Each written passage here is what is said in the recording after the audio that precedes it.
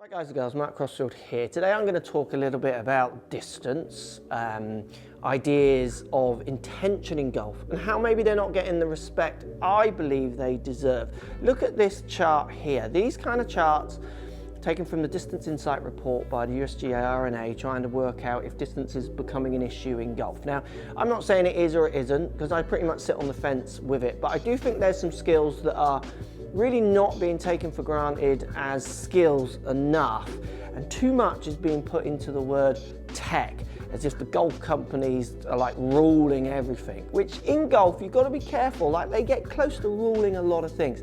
So in this video, look, from this graph here, what is missing? Before we start, in that comment section down below, what's missing? So they're talking about the ball change, and yet the ball change, we saw a spike in distance, not denying that, absolutely.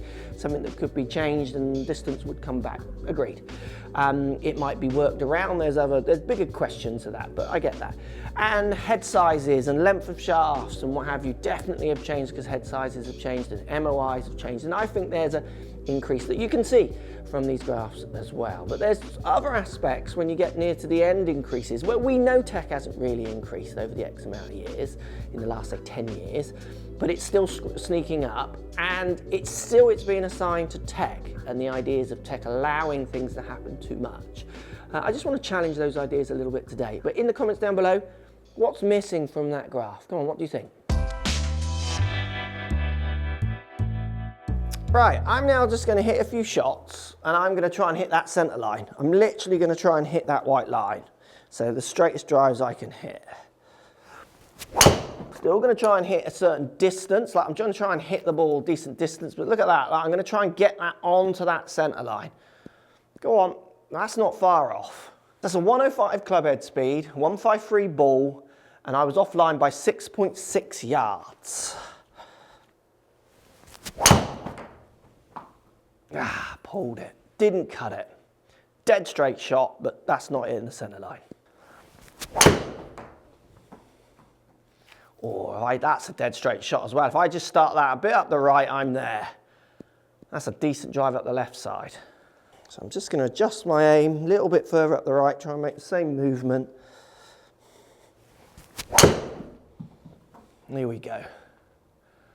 Just stay left. Like that's pretty close to the centre line. Now that is my old swing. 106 club head speed, 154, 264 carry. So I'm 6 left, 31 left, unfortunately, 14 left, 6 right. Standard deviation of 13 yards and 6 foot.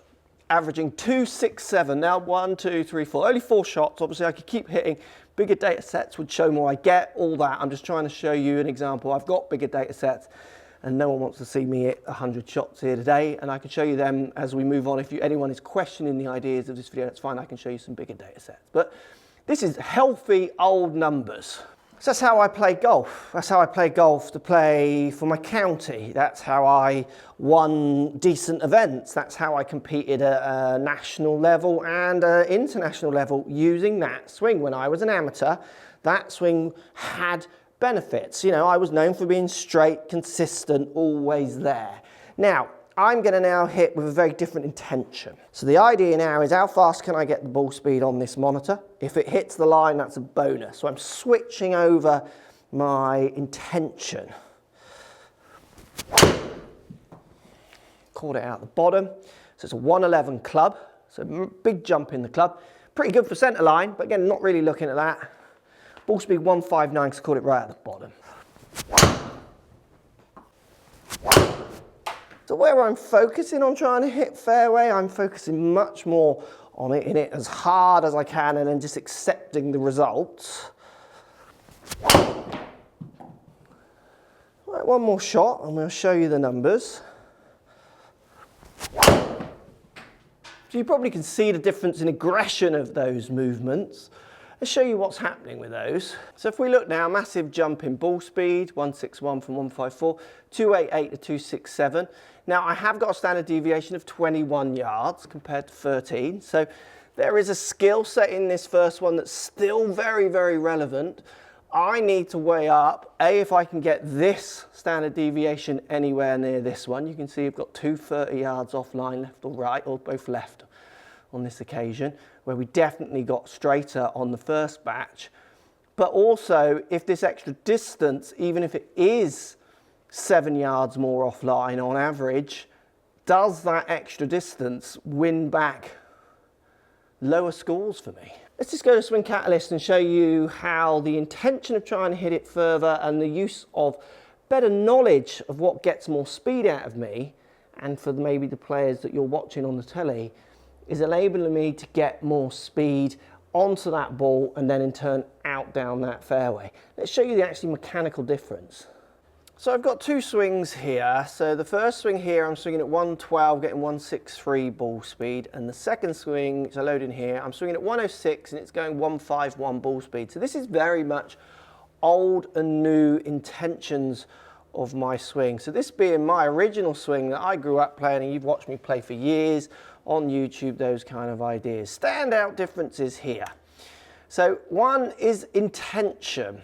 If we look at that backswing and maybe compare it, so this being my old swing on the left here, this being my new backswing on the right here. Look at the intentions, how different they are. And it'll only look small on here, but it's massive and feels massive to me.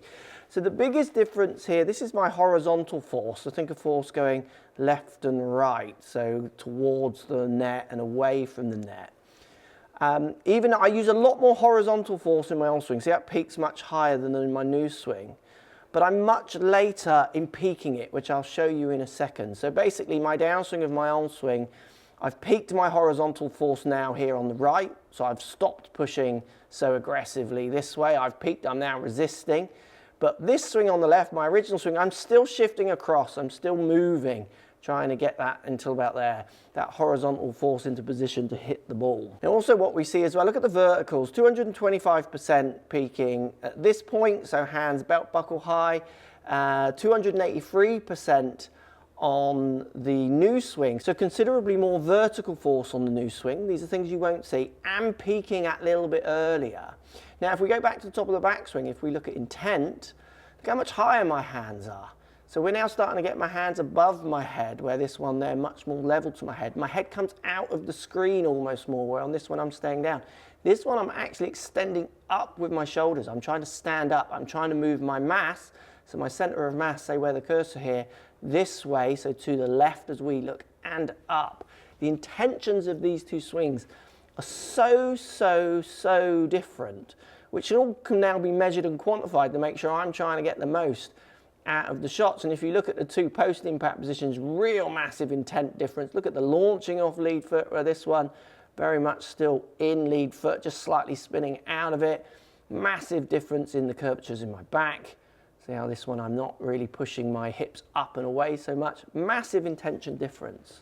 And the other big thing we see difference with my one where I'm trying to send the ball with my different intentions, this is the 163 ball speed, I peak my horizontal, then I peak my torque, and then I peak my vertical. So I've got some kind of order trying to get the most energy down to the ball. Now with my other swing, so this is the one where I'm literally just feeling like hitting directional shots is the key. I don't care about these numbers so much, they are what they are. I'm going to try and hit every fairway. Basically, I peak my torque first, then I peak my horizontal, then I peak my vertical. So you can see as my intention changes, a few variables change. Obviously, I'm less straight, but again, that's something that for me personally as a competitive golfer, if I wanted to, if I was still competing, I would want to work on making that distance become almost, if not as straight as the other. I think it's doable. And I think you'll find the world's best will definitely think it's doable. If I think it's doable, they definitely will think it's doable.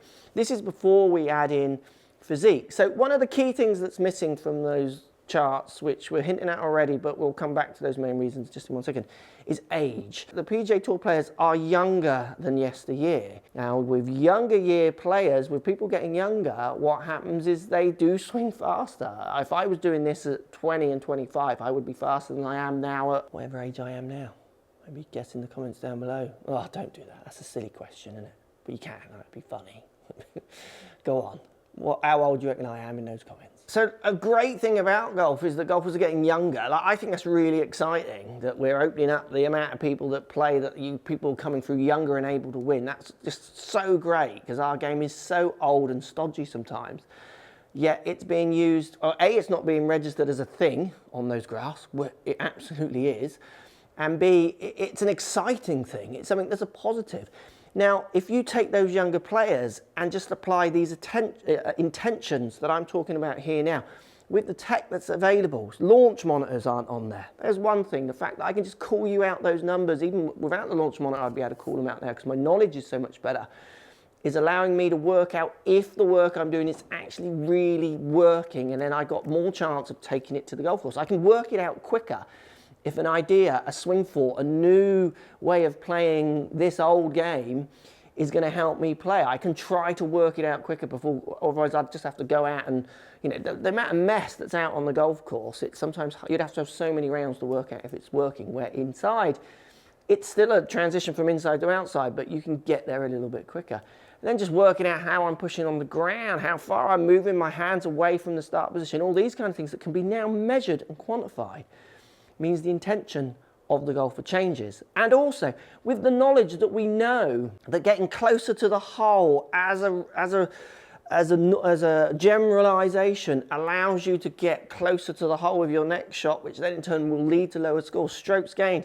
Scott Fawcett's work with Decade. The ideas of Send It. The intentions of golfers are completely different, and nothing is shown more than you'll see it on certain standout holes throughout the year that you're going to start seeing. Great one, the 10th at Riviera, which is a hole where predominantly people used to decide if they were going for it or not. Now you're just not going to see people laying up. You will just see people go for this drivable 300-yard par 4 with a really narrow green set aside that you can get in a lot of trouble with if you miss in the wrong place. But people are accepting it makes more sense to go for it now. So the intention is changing, and you're seeing that on those graphs, but they're not being talked about. And as a coach, watching colleagues do such great work with students and working out really clever ideas of how to get golfers playing better and not getting any credit for it, it all just being given to the manufacturers, I think is really sad. So look, intentions, 18th Pebble Beach, 2 players, 2 me's, old me, new me. Who will win?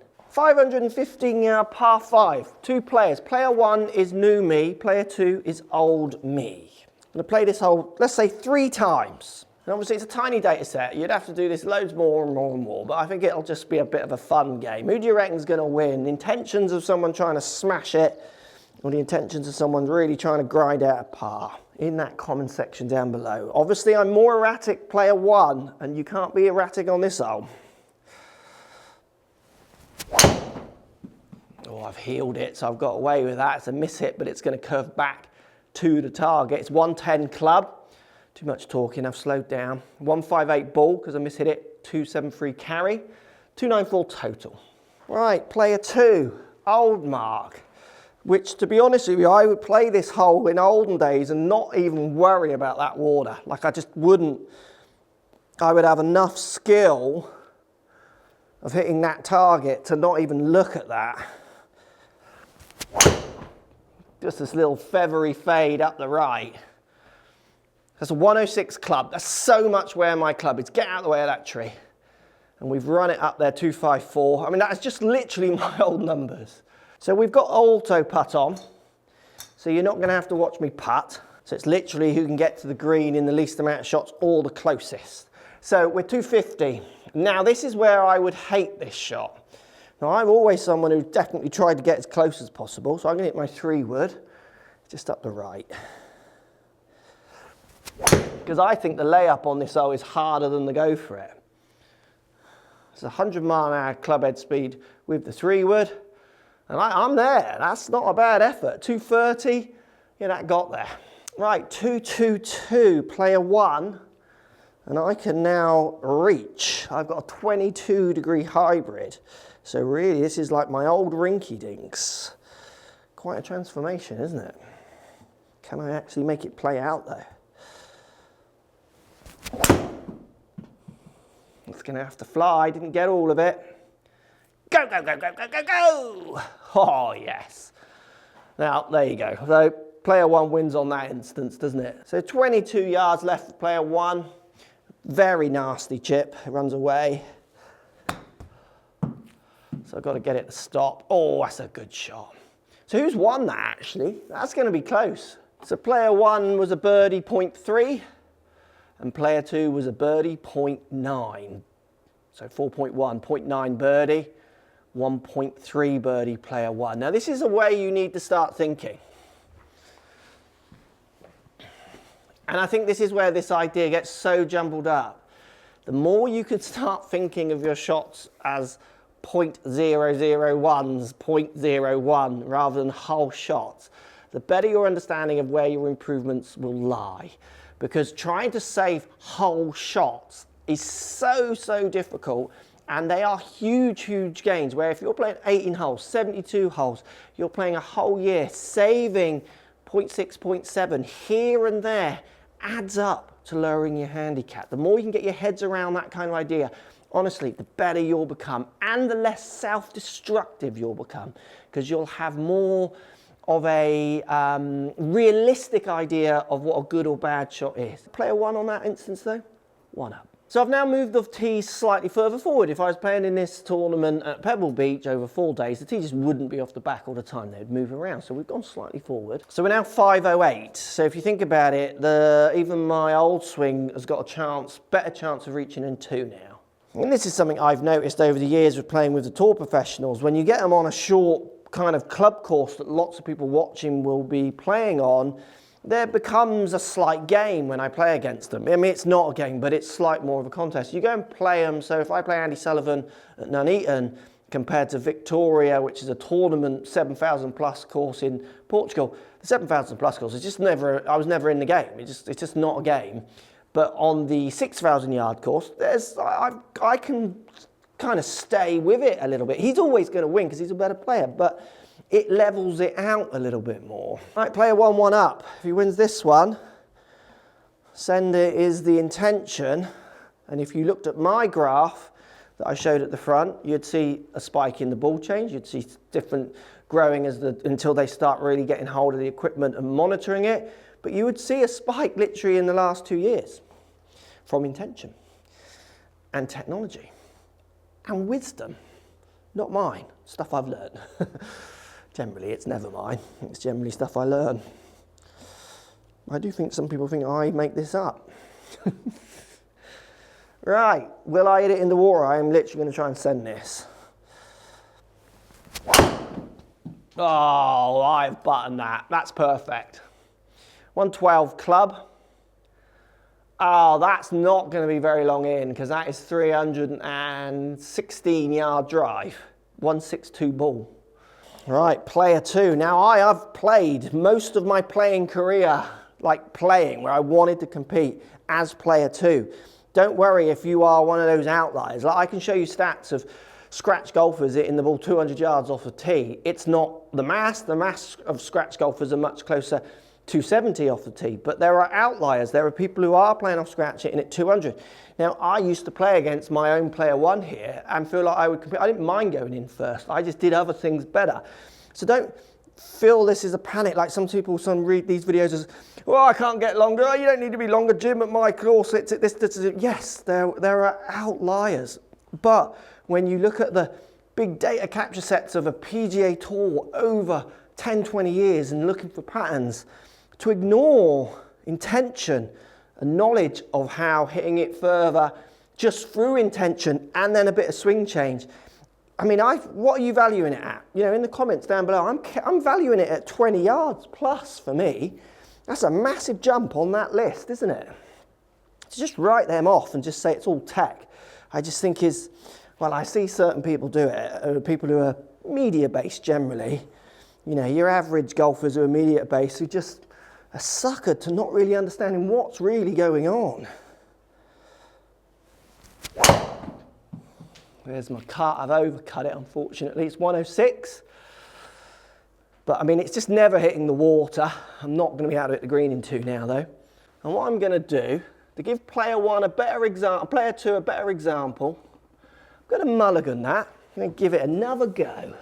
Because, again, this is the problem with doing a small data set. You've got to remember, player 2 is generally more, was straighter, wasn't they? 7 yard standard deviation straighter. But remember, this is the problem with your player 1 and your intentions aren't in the right place compared to the field that you're playing with. when it does go wrong, it's not only short, it's short and offline, which like you'd rather be long and offline than short and offline.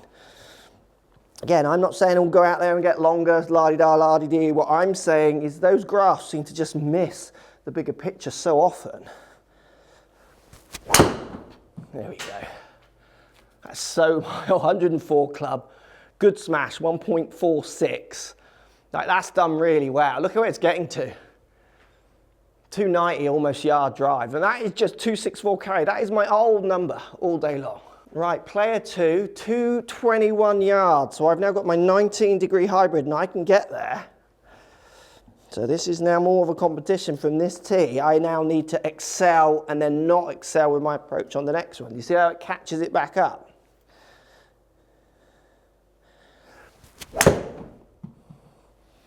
And that is a classic hybrid for me.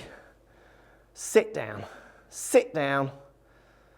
That's the trouble with less loft. See, I mean, that's just a good shot, but it's just running through. 191 for player 1, which is basically my 6-iron. So we're going from 19-degree hybrid to 6-iron here. Oh, that's a bad shot. Just fly. Oh, I've got away with it. Like, get up. Oh, get on the green. And there again is the massive difference. You can see the intention is so important. That is such a better approach shot for player 2, but it's nowhere near the hole compared to player 1, who was able to hit a pretty scabby one because the intention off the tee was so different. If you were playing for money, to ignore such really clever knowledge of how to play this game, it's not tech-based. Tech-based, definitely we see the climbs in tech in those, in the graph. We can see definite changes. They're clear and evident, but the last ones, if you roll back balls, you roll back clubs, the intention will still be the same. So if you've got someone trying to hit every fairway compared to someone trying to push it on a bit further, and also I think the intention will increase, because if you go and take the 20 yards away that I found through technique and trying to get stronger, I'm just going to try and find it again, because I am not strong enough. There's plenty more strength that can come. I'm gonna just find it. I'm gonna bring it back. You're not gonna take it. And this is a classic game that I used to play. This game is still not over. This is a 20-yard chip compared to the other players much shorter. So we've both got X% chance of chipping in, which is low. So if I can chip this to a foot, which is what I used to, believe it or not, be very good at doing, I can just cancel out all their distances. So this is the beauty, or even chip it in. Oh, sit, sit, sit, sit. Do you see what I mean? This is why golf is so brilliant. We see increases, but the skills needed are still so clear. And that's what I think is so interesting. People say, oh, look, see, it all comes down to chipping and putting. It doesn't all come down to chipping and putting, but they still have very high values that you can see there. It comes down to every shot and the combination of how you use it. Would I rather have a 6-iron into that hole every shot than a 19-degree hybrid? Yes. If that is an option for me, just in changing my body, changing my intention, getting on tour as a younger person and attacking more with that more aggressive play of sending it, yeah, I'd rather have that 6-iron than that 19. These graphs are interesting and they show their purpose, and I agree that the tech has changed and it's become easier. You could argue that's the wrong term, but it's certainly become, it's easier to gain yards. I still think the skill sets are really, really well set out still. And I do think that there's not enough credit given to intention. Intention for me personally is equated to at least 15 to 20 yards. That's intentional of how I move my body, what I do with my body physically, and then to stand on a hole like the 18th Pebble and just accept that I might hit it in the water, but still try to send it down there as far as possible. Age, launch monitors, technologies, force plates, better coaching. There's still some pretty bad coaching out there, but it's really, really pushed on. And then if we include intention, which comes down to coaching, course management ideas like Scott does with Decade and other people do, and strokes gained ideas, to just ignore them off that list is, for me, makes it not really a full study, does it? Really? What do you think? Post comments down below. Does this make sense or not? I'm not saying going out there and hit it miles. I was able to compete hitting it those shorter distances as you saw even in that last one. To be honest with you, I would have putted that last one, and it's easier to do it when you're there compared to on the sim. But they're just excuses. The results were the results. But I definitely will be trying to send it personally. It's more fun. It just makes golf even more exciting. What do you think?